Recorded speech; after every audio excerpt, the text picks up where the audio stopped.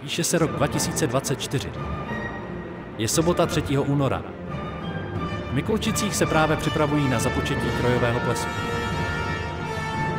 Matěj, synu Svobodu, příliš dlouho sedíš u lovotka.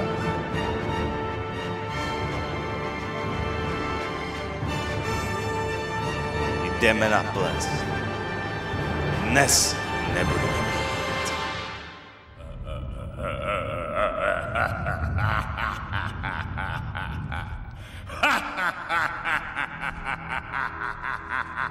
Tady nemáš žádnou moc. Nikdy jsi mi neřekl, proč jsi začal chodit v Mikulčicích. Bylo to kvůli Páji. Mojí stárce.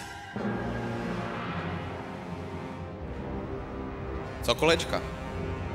Rohatec kolečko nedělá. Hodoňáci budou. Moravská, no, nám dluží ještě za 2 roky, ale zase nedojedou.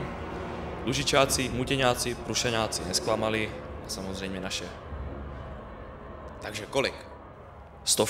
A přicházejí další. Je po všem. Jmenový Jack došel. Ještě před plesem. Říkal si, že bude dost a on došel. A přes polní by si rádi dali.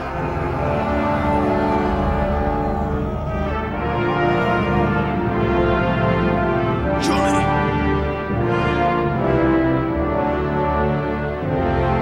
Už nemají Jacka.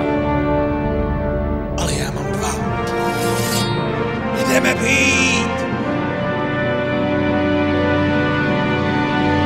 Nech ples začne!